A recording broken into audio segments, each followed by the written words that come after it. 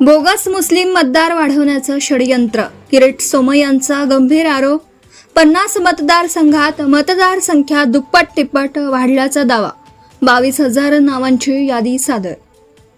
धुळे येथे झालेल्या पत्रकार परिषदेत भाजप नेते किरीट सोमय्या यांनी राज्यातील मतदार याद्यांबाबत गंभीर आरोप करत मोठा दावा केला आहे.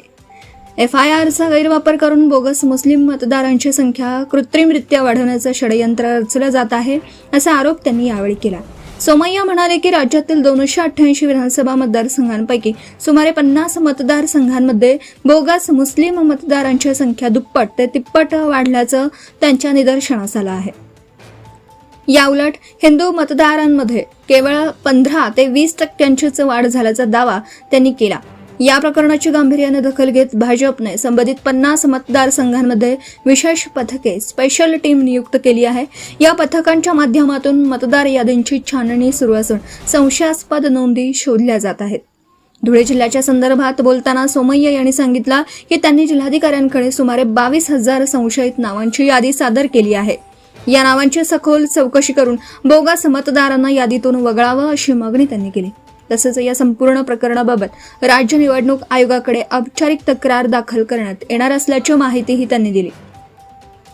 मतदार यादी शुद्ध आणि पारदर्शक ठेवणं ही लोकशाहीसाठी अत्यंत महत्त्वाची बाब आहे, असं सांगत त्यांनी प्रशासनाने तातडीने कारवाई करावी अशी मागणी केली. दरम्यान या आरोपांमुळे राजकीय वर्तुळात खळबळ उडाली असून संबंधित यंत्रणा काय भूमिका घेते याकडे सर्वांचं लक्ष लागलं आहे. प्रतिनिधी परीक्षित परदेशी, JBTV न्यूज, धुळे. याचा दुरुपयोग करून मोठ्या प्रमाणात मुस्लिम मतदारांची संख्या बोगस पद्धतीने वाढवण्याचं षडयंत्र सुरू आहे. 288 पैकी 50 असे विधानसभा क्षेत्र आहे की जिथे गेल्या 15-20 वर्षात मुस्लिम मतदाता दुप्पट किंवा तिप्पट झाले, ज्यावेळी हिंदू मतदातांमध्ये फक्त 15 ते 20% वाढ आहे. महाराष्ट्र भाजपने या 50 विधानसभा क्षेत्रात स्पेशल टीम लावली आहे. उदाहरण, आज धुळेचा जिल्हाधिकाऱ्यांना आम्ही 22,000 नावांची यादी दिली, जी मालेगाव मध्ये पण आहे. दोन्हीकडच्या जिल्हाधिकारी अधिकाऱ्यांनी आम्हाला कबूल केलं आहे की ह्याचं ते विश्लेषण करणार, एक दोघांची चर्चा करणार आणि निवडणूक आयोगाला अहवाल देणार. 50 विधानसभेत मी असे विधानसभा सांगतोय की तिथे 30-40 हजार पेक्षा जास्त मुस्लिम मतदार आहे. जे 2002 मध्ये 30-40 हजार होते त्या आता 80,000 ते 1 लाख, दुप्पट ते तिप्पट.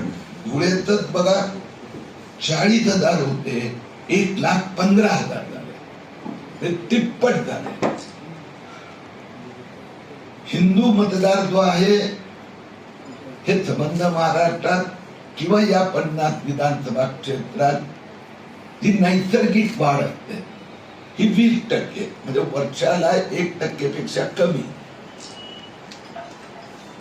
18 वर्षाचे होणार तर 20 वर्षात 20% वाढ. काही मायग्रंट बाहेरून आलेले तर तिथे जरा जास्त वाढ. ही फार एक मोठी चिंतेची बाब आहे. आम्ही निवडणूक आयोगाकडे पण ही माहिती आणि आकडे दिले आहेत. एवढे मुस्लिम मतदार हे महाराष्ट्रात बाहेरून महाराष्ट्रात आले आहेत. नैसर्गिक वाढ फक्त 20% असली पाहिजे, पण त्याच्याऐवजी 100 ते 200% वाढ आहे. हे महाराष्ट्रात बाहेरून आलेले आहेत.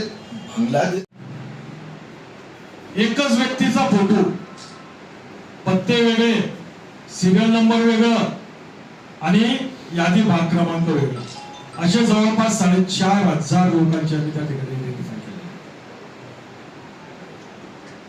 हे सुद्धा आम्ही त्या ठिकाणी दिलेले आहेत.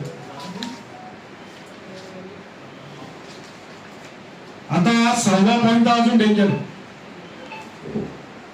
हे डेथ सर्टिफिकेट आहे त्यांचे.